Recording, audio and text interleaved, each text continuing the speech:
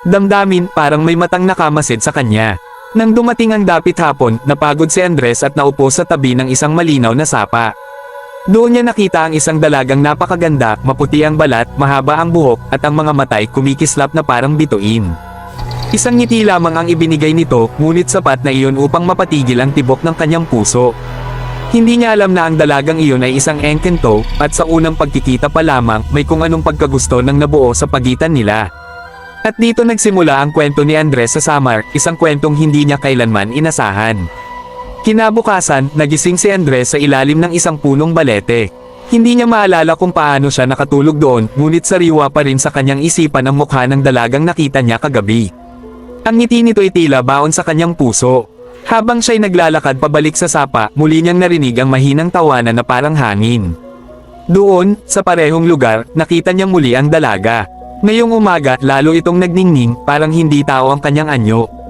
"Ako si Lyra," mahinang sabi ng dalaga. "Matagal na kitang pinagmamasdan." Nabigla si Andres. Nais niyang tumakbo, ngunit parang may mahiwagang lakas na pumihil sa kanyang mga paa. Sa halip na takot, kakaibang kapayapaan ang kanyang naramdaman. Doon inamin ni Lyra ang kanyang lihim, siya ay isang engkanto, tagapangalaga ng sapa at ng gubat sa paligid. Hindi siya dapat makihalubilo sa tao, ngunit may kung anong humila sa kanyang damdamin kay Andres, ang lalaking dumating na may busilak na puso sa kabila ng kahirapan. "Hindi ka dapat manatili rito," babala ni Lyra. "May kapalit ang bawat paglapit ng tao sa mundo namin." Ngunit sa kabila ng babala, ngumiti si Andres. "Kung may kapalit man," sagot niya, "handa kong harapin." Sa sandaling iyon, nagdilim ang paligid at umihip ang malakas na hangin, parang may mas mataas na kapangyarihan na nakarinig sa kanilang usapan. At sa dilim na iyon, nagsimulang masubok ang kanilang damdamin. Habang patuloy ang pag-ihip ng malamig na hangin, biglang naglaho si Lyra sa harap ni Andres, tila naging usok na tinangay ng gabi. Naiwan siyang nag-iisa sa tabi ng sapa, puno ng tanong at kaba ang puso. Kinabukasan, nagtungo si Andres sa pinakamalapit na baryo upang maghanap ng makakain at matutuluyan.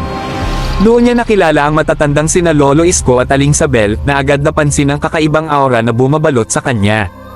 "Ay ho," sabi ni Lolo Isko, "nakapasok ka sa lugar ng mga nilalang na hindi tao." Nang ikwento ni Andres ang tungkol sa dalagang si Lyra, biglang nag-cross si Aling Sabel at napailing. "Isang engkanto iyan. Kapag umibig ang engkanto sa tao, may kapalit, maaaring swerte, o kapahamakan." Binalaan nila si Andres na huwag nang bumalik sa sapa, lalo na kapag kabilugan ng buwan.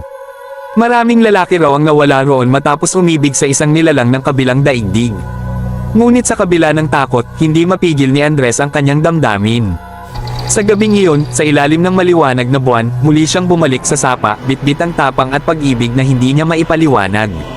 Sa kanyang paglapit, biglang lumino ang tubig at unti-unting umangat mula rito si Lyra, ang mga matay puno ng lungkot. "Bakit ka bumalik?" tanong niya. "Mas lalong mapapahamak ang puso mo." Ngunit sa pagkakataong iyon, isang malakas na tinig ang umalangaw-ngaw sa buong gubat, isang tinig na hindi kanila. At ngayon, magsisimula na ang pagsubok. Biglang yumanig ang lupa at umikot ang hangin sa paligid ni Andres at Lyra. Mula sa kailaliman ng gubat, lumitaw ang tatlong aninong may nagliliyab na mga mata. Sila ang tagapagbantay ng mga engkanto, mga sinaunang nilalang na nagbabantay sa batas ng kanilang mundo. Iisang batas lamang ang nilabag, malalim na tinig ng pinakamatangkad, ang umibig sa tao. Napayuko si Lyra, nanginginig sa takot. Si Andres na may humakbang pasulong kahit nanginginig ang tuhod. "Kung may parusa," wika niya, "ako na ang tumanggap." Huwag siyang saktan. Nagbulungan ang mga tagapagbantay. Namangha sila sa tapang ni Andres, isang taong walang yaman, ngunit may pusong handang magsakripisyo. Dahil dito, nagpasya silang subukan ang kanyang katapatan. "Ikaw ay dadaan sa 3 pagsubok," sabi ng tinig. "Una, ang pagsubok ng katapatan. Iaalok namin sa iyo ang kayamanan at kapangyarihan kapalit ng paglimot kay Lyra." Sa isang iglap, napalibutan si Andres ng ginto at mamahaling hiyas. Ngunit sa gitna ng kayamanan, ang mukha ni Lyra pa rin ang kanyang nakita. "Hindi ko kailangan ng yaman," mariin niyang sagot. "Mas mahalaga sa akin ang kanyang kaligtasan." Naglaho ang ginto, at ang mga tagapagbantay ay sabay na tumango. Ngunit hindi pa tapos ang lahat. May 2 pang pagsubok, babala nila. At ang susunod ay maaaring maghiwalay sa inyong dalawa magpakailanman. Niyakap ni Lyra si Andres, luha ang pumatak sa kanyang balikat. Sa gitna ng tahimik na gubat, naglaho ang mga tagapagbantay at napalitan ng makapal na hamog. Nang ito'y hamupa, napansin ni Andres na wala na sa kanyang tabi si Lyra. Napasigaw siya sa pag-aalala. Lyra! Biglang lumitaw ang isa sa mga tagapagbantay. Ito ang ikalawang pagsubok, ang pagsubok ng puso. Kailangan mong piliin, ang sarili mong kaligtasan o ang kanya. Ipinakita sa harap ni Andres ang dalawang landas. Ang unay maliwanag at tahimik, daan pa uwi sa mundo ng tao. Ang ikalaway madilim at masikip, daan patungo sa kailaliman ng mundo ng mga engkento, kung saan naroon si Lyra ngunit may panganib na hindi na siya makabalik. Walang pag-aalinlangan, pinili ni Andres ang madilim na landas. Habang naglalakad siya, dahan-dahang humihina ang kanyang katawan. Parang may kumukuha ng kanyang lakas, bawat hakbang ay kapalit ng alaala. Nakalimutan niya ang kanyang kabataan, ang kanyang mga magulang, ngunit isang alaala ang hindi nawala, ang mukha ni Lyra. Sa dulo ng landas, nakita niya si Lyra, nakagapos ng liwanag. Andres, bumalik ka na, umiiyak nitong sabi. Mamamatay ka rito. Ngumiti si Andres kahit halos wala ng lakas. Kung ito ang kapalit para sa'yo, tatanggapin ko. Sa sandaling iyon, bumukas ang lupa at muling lumitaw ang mga tagapagbantay. Napasa mo ang ikalawang pagsubok, wika nila. Ngunit ang huli, ay ang pinakamabigat na sakripisyo. Nagkatinginan sina Andres at Lyra, alam nilang anumang susunod ay magpapabago sa kanilang kapalaran magpakailanman. Muling nagbago ang paligid. Ang gubat ay naging isang malawak na liwasan na napapalibutan ng liwanag at anino. Sa gitna nito, nakatayo ang pinon ng mga engkento, mas makapangyarihan kaysa sa mga tagapagbantay, ang kanyang anyo'y tila tao, ngunit ang mga matay naglalaman ng libong taon ng karunungan. Napagdaanan mo ang katapatan at pagsubok ng puso, wika ng pinon. Ngunit ang huling pagsubok ay hindi tungkol sa lakas o tapang, ito ay tungkol sa pagpapaubaya. Ipinaliwanag niya ang huling kapalit. Upang manatiling ligtas si Lyra, kailangang limutin ni Andres ang kanyang pag-ibig. Mabubuhay siya bilang tao, ngunit hindi na niya maaalala ang engkentong minahal niya. Samantala, si Lyra ay mabubuhay, ngunit habang buhay na may alaala ng lalaking nagmahal sa kanya. Nang marinig ito, napahagulgol si Lyra. Hindi ko kakayanin, sabi niya. Mas pipiliin kong maglaho kaysa mabuhay nang wala ka. Ngunit hinawakan ni Andres ang kanyang kamay. Kahit nanginginig, matatag ang kanyang tinig. Mas mahalaga ang buhay mo kaysa sa alaala ko. Pumikit si Andres at tinanggap ang kapalit. Sa isang kisap mata, bumuhos ang liwanag. Bumagsak si Andres sa lupa, wala nang alaala ng sapa, ng gubat, at ng dalagang minsang nagmahal sa kanya. Si Lyra na may napaluhod, yakap ang hangin, luha ang sumisigaw ng kanyang pangalan. Ang pagsubok ay tapos na, wika ng pinon. Ngunit ang pag-ibig ay may mga paraan para muling magtagpo. Sa malayo, unti-unting nagising si Andres sa mundo ng tao, may kakaibang lungkot sa kanyang puso kahit hindi niya alam kung bakit. Nagising si Andres sa isang maliit na kubo sa gilid ng baryo. Hindi niya alam kung paano siya nakarating doon. Ang alam lamang niya ay may malalim na lungkot sa kanyang dibdib, parang may nawawalang bahagi ng kanyang sarili. Araw-araw siyang nagtatrabaho sa bukid, tahimik at masipag. Ngunit tuwing daraan siya sa tabi ng sapa, humihinto ang kanyang mga paa kahit hindi niya alam kung bakit. Minsan, may naririnig siyang mahinang tinig na tinatawag ang kanyang pangalan, kasabay ng ihip ng hangin. Sa kabilang mundo, si Lyra ay patuloy na nagbabantay sa sapa. Ipinagbawal na siyang magpakita sa tao, ngunit hindi niya mapigilan ang pagmamasid kay Andres mula sa malayo. Tuwing nakikita niya ito, bumibigat ang kanyang puso, sapagkat siya lamang ang may alaala ng kanilang pag-ibig. Isang gabi, sa kabilugan ng buwan, napaupo si Andres sa tabi ng sapa. Hindi niya alam kung bakit siya nandoon, ngunit biglang pumatak ang luha mula sa kanyang mga mata. May nawawala pero hindi ko alam kung ano, bulong niya. Sa sandaling iyon, umusbong sa tubig ang isang munting liwanag, anyo ni Lyra, mahina at halos anino na lamang. Hindi mo ako maaalala, sabi niya, halos pabulong. Ngunit sapat na sa akin na buhay ka. Ngunit may isang bagay na hindi inaasahan, isang patak ng luha ni Andres ang nahulog sa sapa, at ang tubig ay nagliwanag. Sa malayo, naramdaman ng mga tagapagbantay ang pagbabago. Ang alaala ng pusong totoo, wika nila, ay hindi basta nabubure. At sa gabing iyon, isang bagong kapalaran ang nagsimulang mabuo, isang hudyat na maaaring magbago ang sumpa.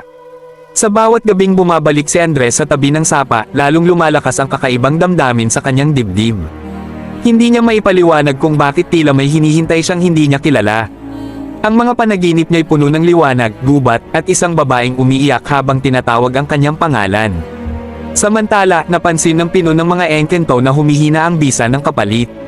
Ang luha ni Andres na humalo sa sapa ay naging binhi ng sinaunang kapangyarihang nagmumula sa pag-ibig na walang hinihinging kapalit. Tinawag ng Pinon si Lyra. May pagkakataon, wika niya, ngunit may huling pasya. Kailangang pumili ka, manatili kang engkento magpakailanman, o maging tao, kapalit ng iyong kapangyarihan. Kung pipiliin ni Lyra ang maging tao, mabubuhay sila ni Andres ng normal, ngunit mawawala ang kanyang pagiging engkento at ang walang hanggang buhay. Kung manatili siyang engkento, maibabalik ang alaala ni Andres, ngunit hindi sila maaaring magsama. Buong gabi nagmuni-muni si Lyra. Sa pagsikat ng araw, tumulo ang luha niya sa sapa, kasabay ng isang desisyong magbabago sa lahat. Sa baryo, biglang nakaramdam si Andres ng matinding sakit ng ulo. Pumapasok sa kanyang isipan ng mga alaalang hindi kanya, ang sapa, ang ngiti, ang pangalang Lyra. Lyra, mahina niyang bigkas. Sa sandaling iyon, nagsimulang magliwanag ang buong gubat ng Samar. Ang hangin ay tila huminto, hinihintay ang pasya ni Lyra. Sa liwanag ng dapit hapon, nagpakita si Lyra sa sapa, ngayon ay naglalakbay bilang tao, iniwan ang kanyang kapangyarihan bilang engkanto. Nang makita siya ni Andres, bigla niyang naalala ang lahat, ang bawat halakhak, bawat haplos ng hangin, at ang bawat sandaling magkasama sila sa gubat. Lyra, bulong niya, halos hindi makapaniwala. Ngumiti si Lyra, at sa unang pagkakataon mula nang maghiwalay sila, tumayo si Andres at niyakap siya ng mahigpit. Andres, napalapit ka pa rin sa akin. Sabi ni Lyra, luha ang kumikislap sa kanyang mga mata. Ngunit hindi pa tapos ang kanilang pagsubok. Lumitaw muli ang Pinon ng mga engkento, ngunit sa halip na magbanta, ngumiti ito. Ang inyong pag-ibig ay matatag, wika ng Pinon. Hindi nasukat sa kapangyarihan, yaman, o haba ng buhay. Ang tunay na pagsubok ay sa puso, at kayo'y nakapasa. Sa gubat, muling bumalik ang katahimikan, ngunit ngayon, puno ng liwanag at halakhak. Ang mga ibon ay nag-awitan, ang sapa ay kumikislap, at ang hangin ay humahaplos sa kanilang mukha. Sa gabing iyon, naglakad sina Andres at Lyra sa tabi ng sapa, magkahawak ang kamay, sabay na nagpasalamat sa bawat pagsubok na dumating, sapagkat iyon ang nagpatibay sa kanilang pagmamahalan. Hindi man kami perpekto, ngunit magkasama kami, sabi ni Andres. At iyon lang ang mahalaga, tugon ni Lyra, habang pinagmamasdan ang liwanag ng buwan sa ibabaw ng sapa. Mula sa gabing iyon, nagbago ang buong paligid ng sapa. Ang gubat sa Samar ay naging mas maliwanag, mas buhay, tila ipinagdiriwang ng kalikasan ang kanilang muling pagkikita. Si Andres at si Lyra ay nagsimulang mamuhay ng payapa sa baryo. Kahit si Lyra ay naging tao na, dala niya ang kabutihang loob at hiwaga ng kanyang dating pagkatao, at bawat araw ay nagiging mas malapit sila sa isa't isa. Hindi na muling nagpakita ang mga tagapagbantay, at ang Pinon ng mga engkento ay tila nagbantay mula sa malayo, tinitiyak na ang kanilang pag-ibig ay ligtas at totoo. Maraming taon ang lumipas, ngunit kahit sa kabila ng simpleng pamumuhay, si Andres at Lyra ay hindi kailanman naghiwalay. Ang kanilang kwento ay naging alamat sa baryo, kwento ng isang lalaking mahirap, ngunit matapang, at ng isang engkentang nagmahal ng taos puso, handang magbago para sa pag-ibig. Tuwing sasapit ang dapit hapon at ang buwan ay sumisilip sa sapa, naririnig ng mga tao ang bulong ng hangin, tunay na pag-ibig, walang kapantay at walang hanggan. At dito nagwakas ang kwento ni Andres at Lyra, isang alamat ng pag-ibig, sakripisyo, at kababalaghan sa gubat ng Samar. Sa huling yugto ng kanilang kwento, nanatiling buhay ang alaala ng kanilang pagmamahalan, isang kwento na ipinapasa mula sa isang henerasyon sa susunod. Ang sapa sa Samar, na dati tahimik at misteryoso, ay naging simbolo ng pag-ibig na tapat at wagas. Ang mga tao sa baryo ay madalas magpunta doon upang magmuni-muni, at sinasabing kapag narinig mo ang banayad na ihip ng hangin at ang agos ng tubig, maririnig mo rin ang bulong ng dalawang pusong nagtagumpay sa lahat ng pagsubok. Si Andres, ang lalaking mahirap ngunit may pusong busilak, at si Lyra, ang engkentang nagbago upang makasama ang minamahal, ay nanatiling inspirasyon sa lahat. Na ang tunay na pag-ibig ay handang magsakripisyo, na ang tapang at katapatan ay may gantimpala, at na kahit sa gitna ng kababalaghan, may pag-asa ang mga pusong nagmamahalan. At sa bawat dapit hapon, habang sumisiklab ang liwanag ng buwan sa ibabaw ng sapa, ang kwento nila ay bumabalik, isang paalala na ang pag-ibig at kababalaghan ay magkadugtong at walang hanggan.